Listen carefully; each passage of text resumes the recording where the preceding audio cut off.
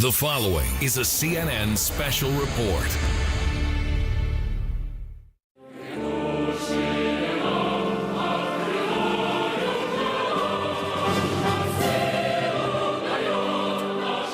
Winston Churchill famously said of Russia, "It is a riddle, wrapped in a mystery, inside an enigma."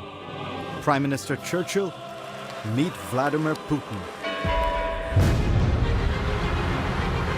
He is really very much of a leader. He's been a leader far more than our president has been a leader. He was a KGB agent. By definition, he doesn't have a soul. Vladimir Putin is a thug and a murderer and a killer. He's the richest man in the world. Hundreds of billions of dollars of wealth. What does he want from Donald Trump? Putin is going to eat him like a sandwich. He'd rather have a puppet as president. You're the puppet. Just how powerful is he?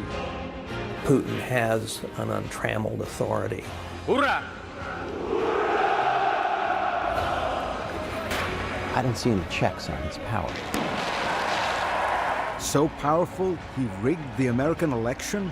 Of course, Putin wanted Hillary Clinton to lose. He despised Hillary Clinton. Whom would you like better?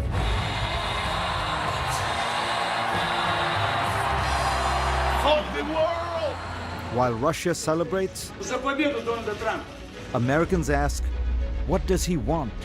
And is he really the most powerful man in the world? December 5th, 1989. It was a cold night in Dresden, East Germany. And it would change the course of Vladimir Putin's life.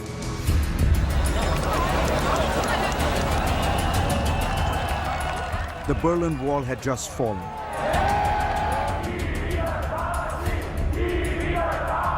All over East Germany, angry crowds roamed the streets, lashing out at symbols of communist rule.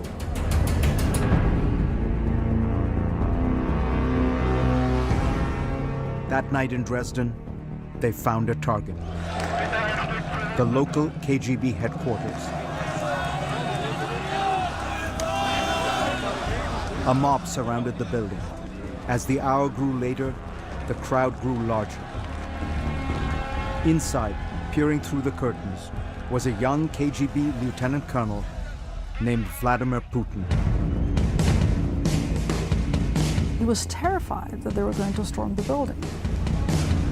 Putin was a junior officer, but the boss was away. He was in charge. The Berlin Wall had come down, police weren't going to help, and he called for instructions.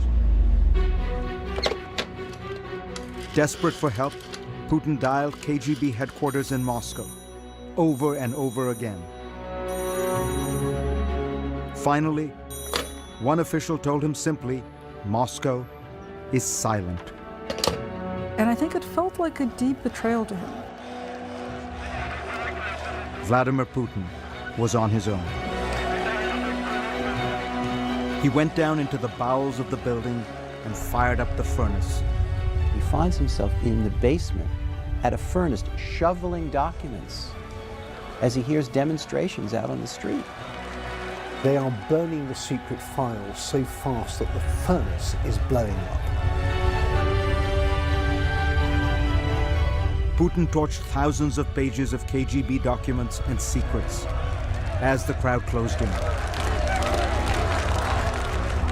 With the fire still raging, Putin went outside and faced the mob. By himself. There are armed guards inside, he told them. They will shoot you.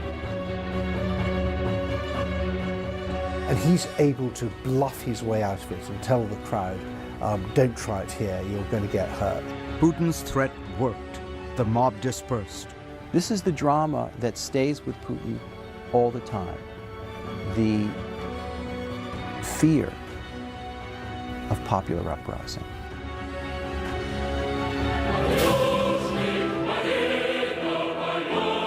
Vladimir Putin quells that fear with absolute control. This is what control looks like.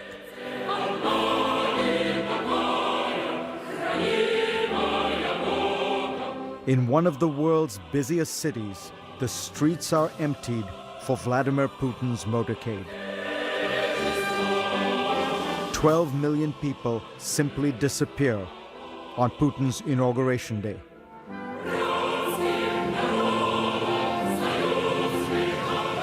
Владимир Владимирович Путин.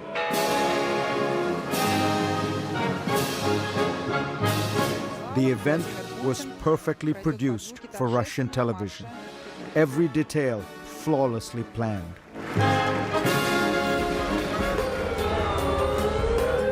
Almost every detail. A few Russians did not follow the script. Literally a block away from his inauguration was a cafe called Jean-Jacques, where the opposition liked to gather and drink wine and drink coffee.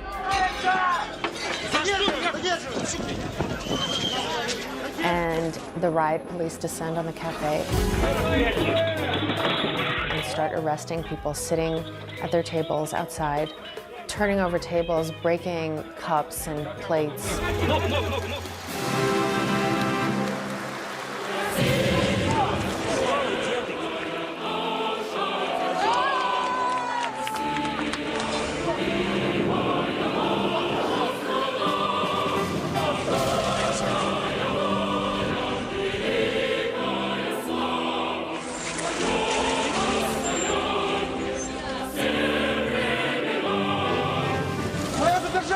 The crackdown was not shown on Russian television. For 94% of Russians, their main source of news is television. If it didn't happen on television, it didn't happen. Putin controls television. There is absolutely no critical words about Vladimir Putin on the Russian airwaves. None, not one word. Putin controls everything in Russia. Putin has an untrammeled authority. I don't see any checks on his power. Минуту молчания. He is able to make singular, rapid decisions. The absolutism there is unlike anything I've seen in Russia. All that power is propped up by an astonishing approval rating, over 80%. And that's according to American pollsters.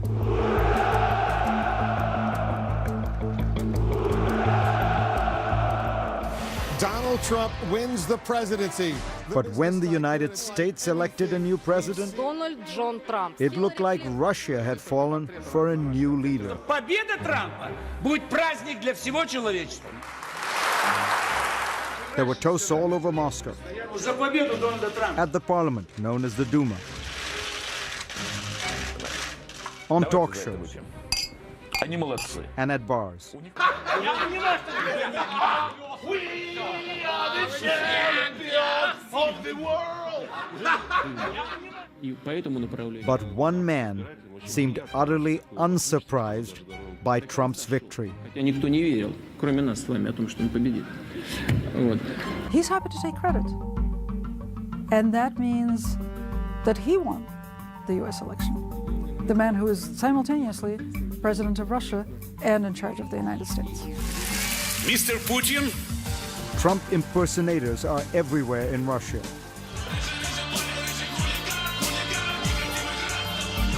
Я люблю Россию, но ты ничего не докажешь.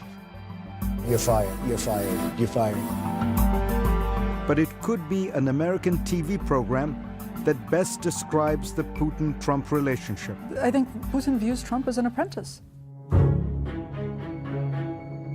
At the heart of all this are some deadly serious questions. Does Vladimir Putin have some kind of hold over Donald Trump? Did he tamper with the American elections? I tried to ask him. Mr. Putin did not agree to answer my questions, but his closest aide, Dmitry Peskov, did. The answer is very simple, no. You're humiliating yourself, saying that a country can intervene in your election process. America, a huge country, the most powerful country in the world, this is simply impossible. We will get at the truth of all this, but to do that, we need to go back to the final days of the country Vladimir Putin loved. I think that down deep in Putin, there is this sense of extraordinary humiliation over the collapse of the Soviet Union. Because it wasn't just the Soviet Union, it was the Russian Empire. Putin returned home from his KGB posting in 1990 to a country he did not recognize. The USSR had been transformed by Mikhail Gorbachev and his policy of openness, known as glasnost. A lot of things happened very quickly. Big Mac is Big Mac. Coca-Cola, Coca-Cola. A romance with things Western.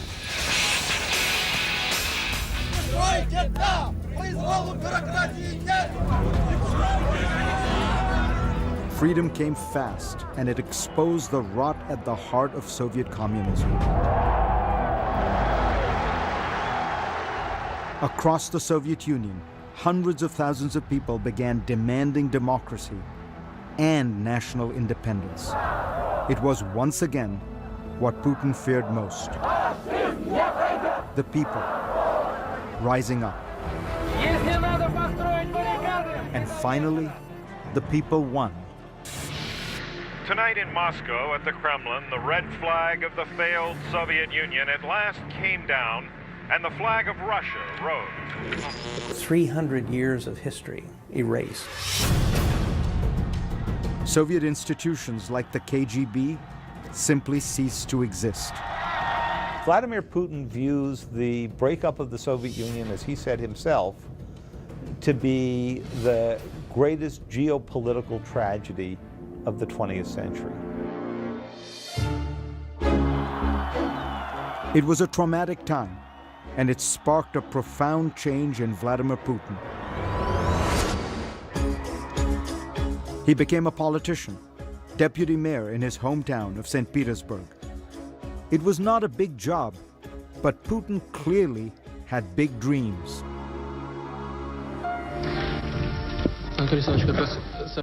He commissioned this rarely seen documentary about himself. Presenting Vladimir Putin, the credits read, in power. Weirdly, the soundtrack is from the Broadway show Cats. The ambitious Putin may already have been looking toward Moscow because the Russian people were desperate for strong leadership. Under President Boris Yeltsin, the new democracy was a mess. The entire Soviet system, it just collapsed. The oligarchs, the men who profited on the spoils of communism, became fantastically rich. Mercedes-Benz is selling more of its top-line cars in Russia than in all the rest of Europe. But ordinary Russians were sinking into desperate poverty. There were dire food shortages, even starvation. I don't know how to feed my kids without milk. I just don't know what we're going to do. President Boris Yeltsin was in charge, but he seemed increasingly unstable.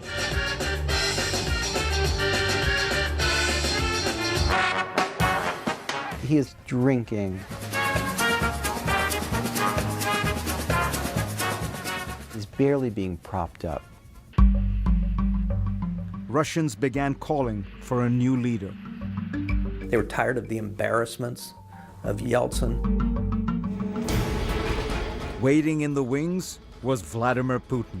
He had taken a job in Moscow in the Kremlin hierarchy, and he had risen through the ranks with lightning speed. From city bureaucrat to Kremlin superstar. He had just become acting prime minister when it became blindingly clear the country needed a new president. So when Yeltsin was ready to topple over, and they settled on Putin because they knew that Yeltsin could retire and not be put in jail. Boris Yeltsin was notoriously corrupt, but Kremlin power brokers wanted to protect him. So the deal was made. The deal was made.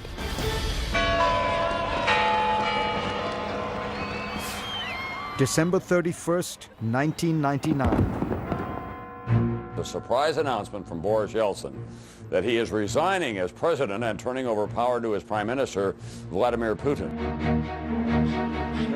In the very first moments of the 21st century, Vladimir Putin became president of Russia.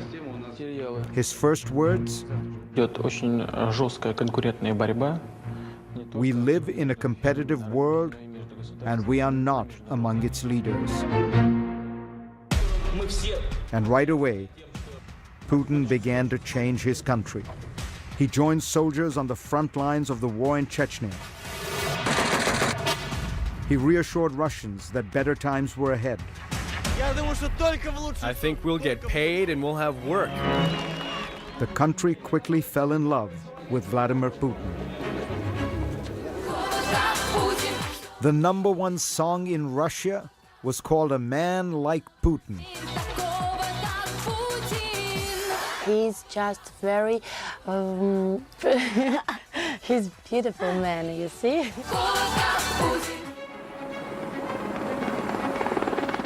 But the biggest surprise? America also loved Vladimir Putin. President George W. Bush thought he'd found a kindred spirit. I looked the man in the eye. I found him to be very straightforward and trustworthy. I was able to get a sense of his soul.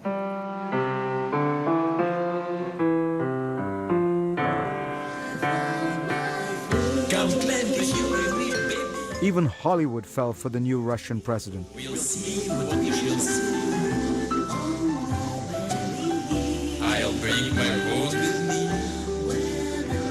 He bonded with stars at a charity dinner.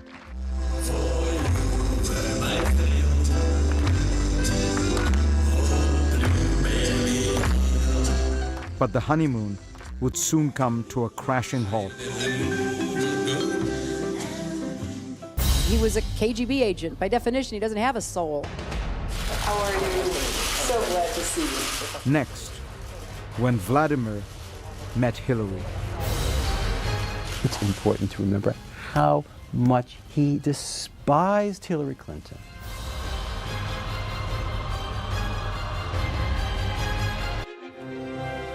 How many times will she leave her mark? How many ways will she light up the world? This is the woman. At the heart of the hacking scandal that rocked the 2016 presidential election Ladies and gentlemen, was an old grudge. my mother, my hero, and our next president, Hillary Clinton. It went beyond ideology. It was personal. Vladimir Putin was not a fan of Hillary Clinton. Of course, Putin wanted Hillary Clinton to lose. He hated Hillary Clinton. Prime Minister, we have a lot of problems in that. The tension between the leaders had been brewing for years. In 2001, another American leader, George W. Bush, vouched for Putin. I was able to get a sense of his soul. But on the campaign trail in 2008, Hillary had a different take. I could have told him he was a KGB agent. By definition, he doesn't have a soul. I mean, this is a waste of time, right? Recently, Mrs. Clinton said that you, as a former KGB agent, by definition, can have no soul. Putin's reply? Statesmen shouldn't be guided by their hearts, they should use their heads. Clinton had a lot of tough words for Putin over the years. He's a very arrogant person to deal with. We have to stand up to his bullying. He is somebody who will take as much as he possibly can. But it was what happened in 2011 that marked a point of no return. It began with the Arab Spring protests early that year. The kind of popular uprising that Putin dreaded. He begins to see himself through the eyes of Hosni Mubarak. Mubarak of Egypt was facing prosecution. Syria's Bashar al-Assad was on the ropes. Libya's strongman Muammar Gaddafi met a particularly gruesome fate. Brutally killed after begging for his life. Putin may have feared the same bloody fate for himself.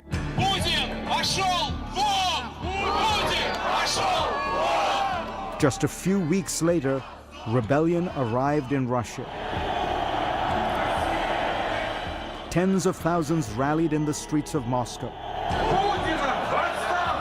The biggest protest there since the fall of the Soviet Union. People were hanging off lampposts, people were in the streets. It's really shocking. Putin was now living the same nightmare he had endured as a KGB officer in East Germany in 1989. This time in his own backyard. And he wasn't even president at the time. He was prime minister, having handed the presidency over to his associate, Dmitry Medvedev. As the winter went longer and longer and got colder and colder, the protests got bigger and bigger. As Putin saw people turning against him, Hillary Clinton weighed in.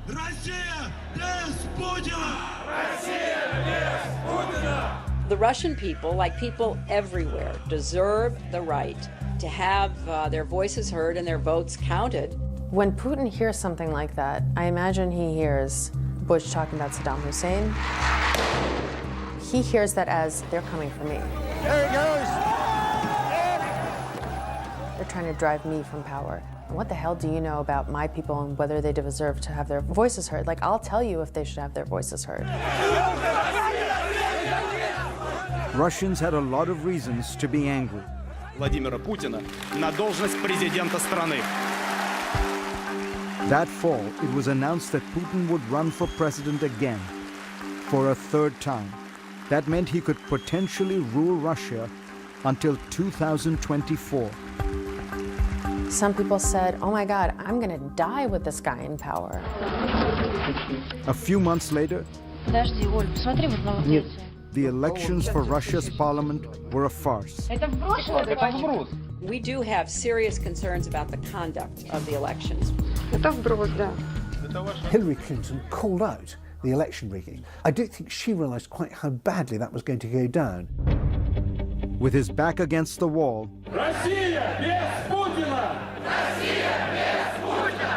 Putin turned the tables. He blamed the protests on Hillary Clinton, claiming that she was the one who incited them with her complaints about the election. There are growing restrictions on the exercise of fundamental rights. Quote unquote, she sent a signal. That was his words.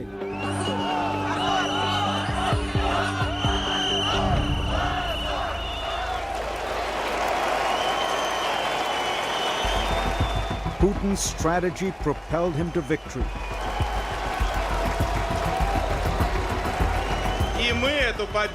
In March 2012, he won re-election handily,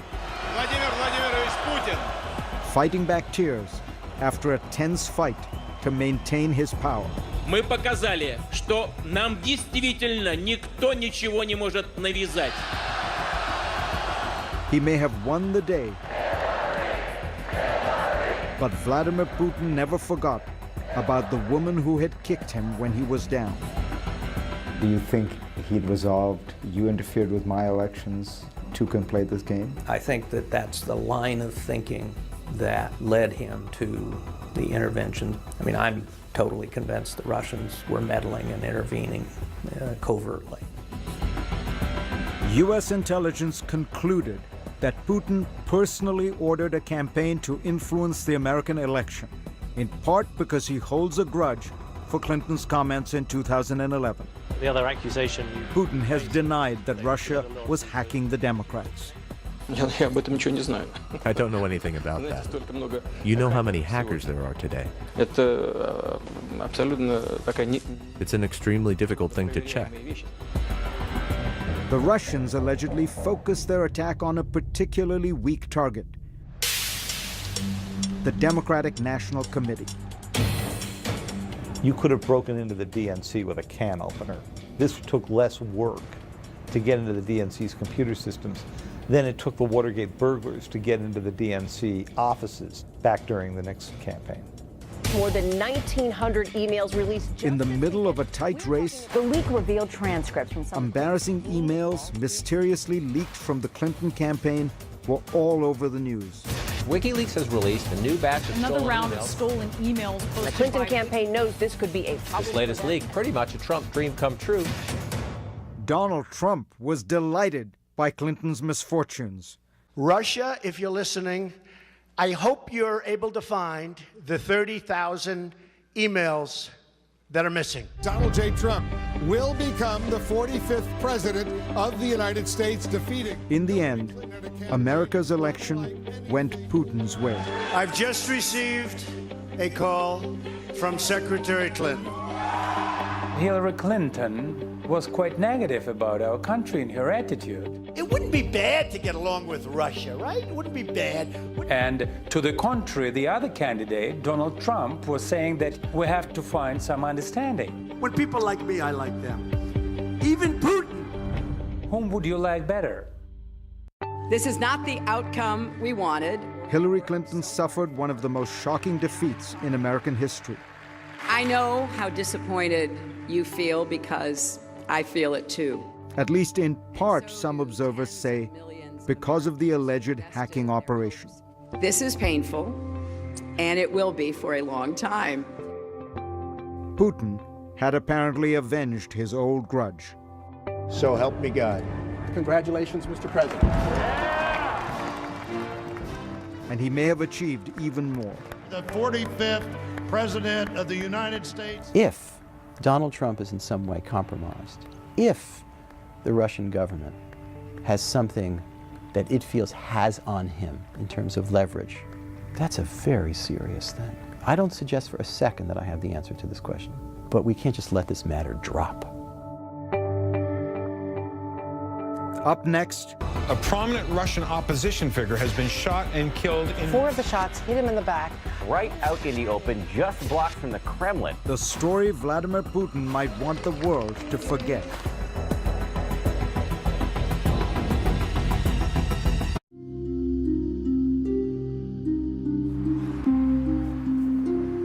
February 27th, 2015, nearly midnight.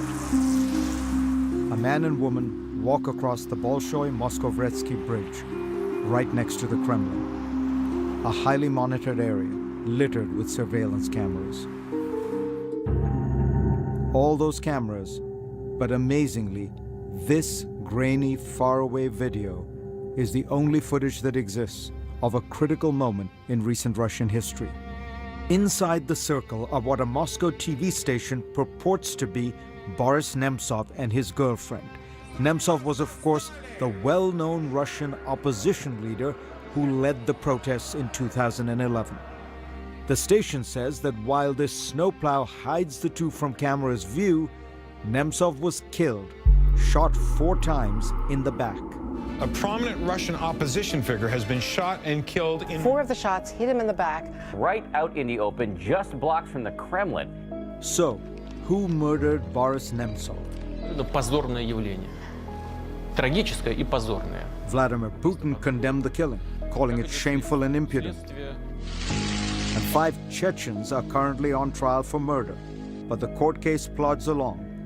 In the meantime, doubts remain. The assassination was extremely professional.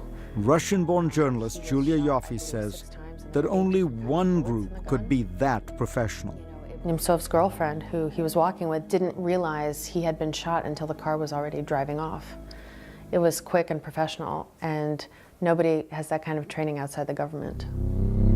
Senator John McCain takes it one step further. Vladimir Putin is a thug and a murderer and a killer and a KGB agent. He had Boris Nemtsov murdered in the shadow of the Kremlin.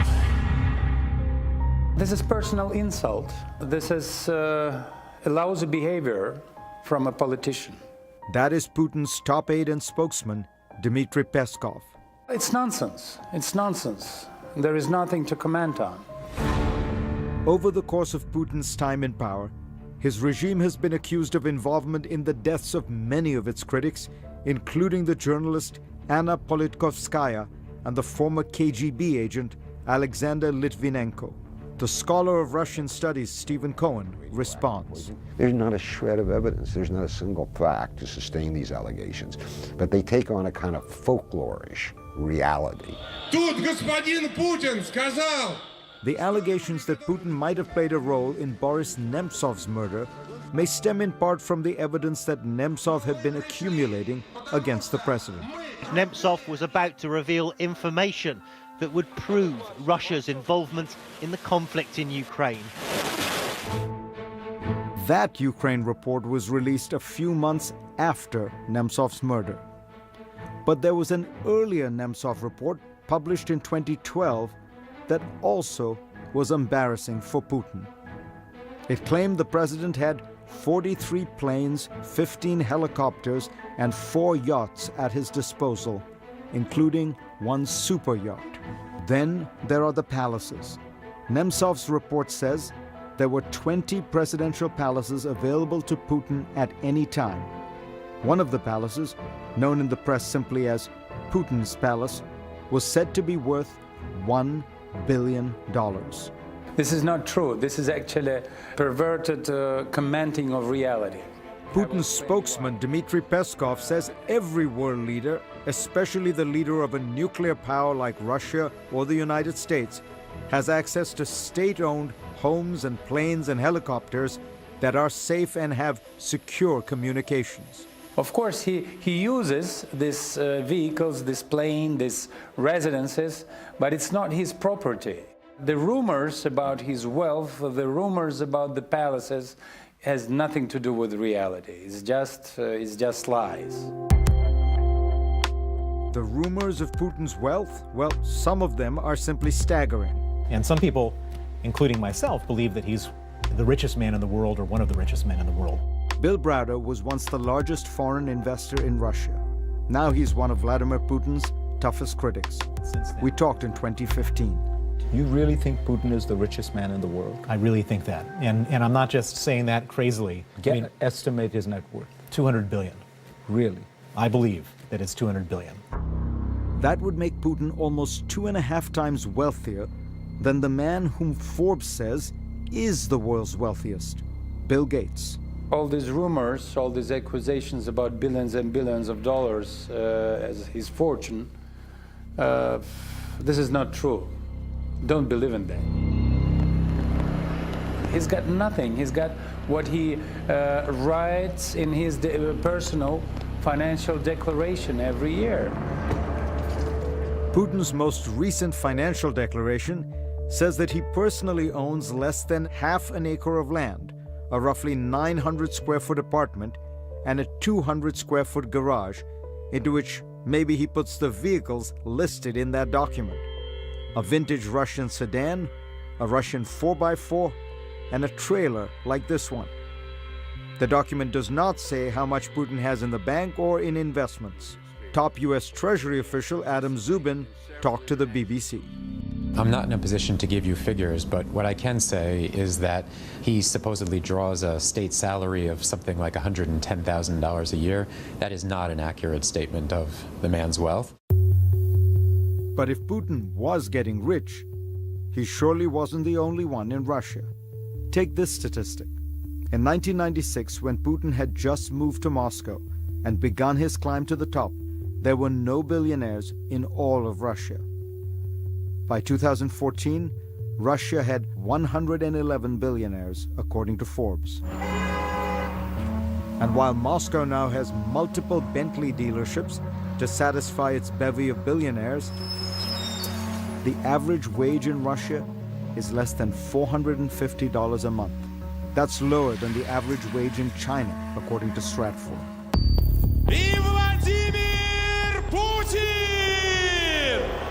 But despite all the allegations, despite all the accusations, the fact remains Vladimir Putin is remarkably popular in Russia. Why? We'll tell you when we come back.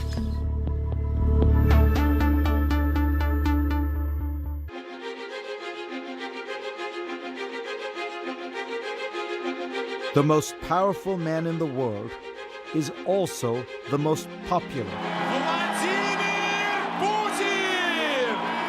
Vladimir Putin's approval rating has soared as high as 86% in recent years. Consider that American presidents are happy when they break the 50% mark.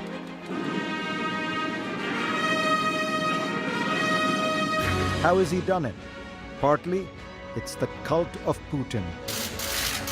He has mastered the art of the manly photo op. He rides horseback bare-chested, finds ancient treasures underwater. He rides a submarine to the bottom of the Black Sea, flies planes, fights forest fires. There's something ridiculous about a middle-aged world leader riding around shirtless on a horse like Conan the Barbarian after a dozen donuts. Who thinks this looks good? Everything that we find ridiculous about Vladimir Putin is very appealing in a media universe that he controls absolutely. Perhaps the foundation of the Putin juggernaut is a political truism no matter where you live. It's the economy, stupid. After the chaotic years of Boris Yeltsin, Putin stepped in and stabilized the country.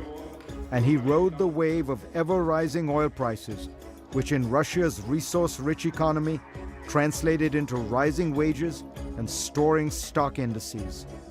Then, in late 2014, the party stopped. Oil prices slumped, and soon after came Western economic sanctions. Vladimir Putin has navigated hard times well. He has slashed social spending, implemented an austerity program, allowed the ruble to fall, and his central bank has kept inflation in check. Putin is a fiscal conservative. The outward seeming aspect of wealth looks closer to Dubai than it does to Moscow 30 years ago. It's just an amazing transformation. Add to the economics Putin's secret sauce, nationalism. And it surged in 2014 after an invasion that shocked the world. Bigger nations must not be allowed to bully the small. Vladimir Putin grabbed a piece of Ukraine for Russia. The West was horrified. That's the sort of thing that Adolf Hitler did in the 1930s. We thought those days were gone. But it all looked very different through Russian eyes. I have never met a Russian who accepted the notion of Ukraine as a totally separate state. Of course, many Ukrainians deeply resented the invasion. But not Russians. They see it as the revival of a deep sense of power and national destiny. Putin has given them their pride back. Russia is once again a great power.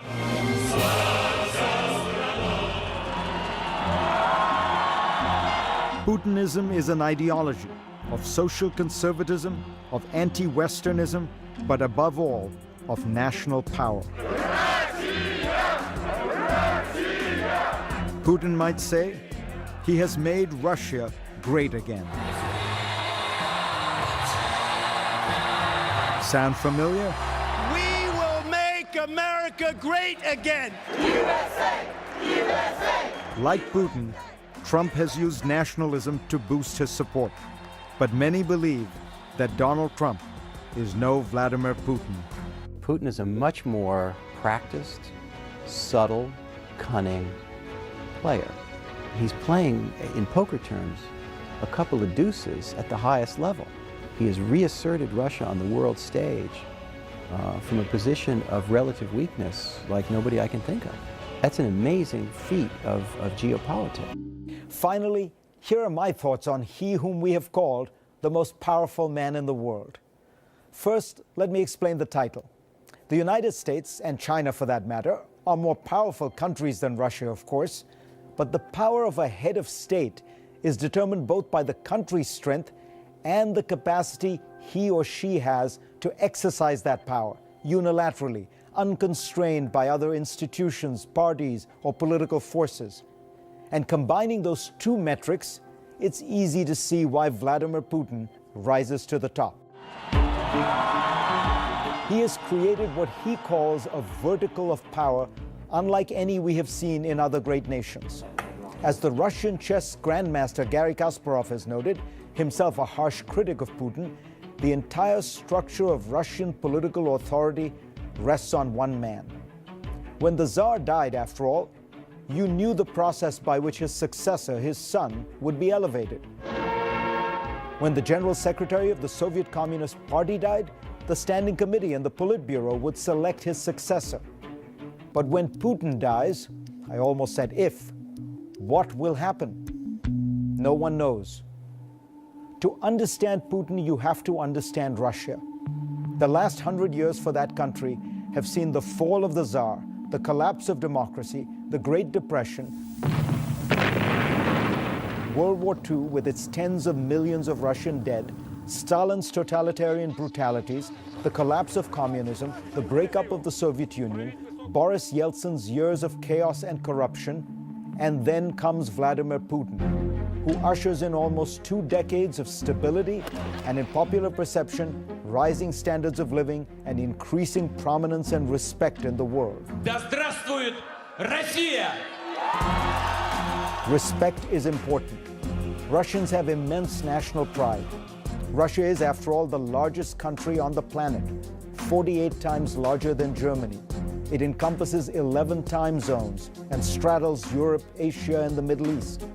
It is also a rich country, containing some of the largest deposits of raw materials, from oil and natural gas to nickel and aluminum. Culturally, it has often thought of itself as the third Rome, preserving Christianity even as Rome and Byzantium fell to the barbarians. Putin understands Russia, but he also understands the world. He's not foolish enough to make a frontal assault on America or Europe. He knows how to use power asymmetrically, with cyber tools and disinformation. He understands the vulnerabilities of free societies, their internal divisions and discord, and their gaping openness. He understands the fragility of institutions like the European Union and NATO, and ideas like integration and diversity. In other words, Vladimir Putin understands us very well. The question is, does Donald Trump really understand him?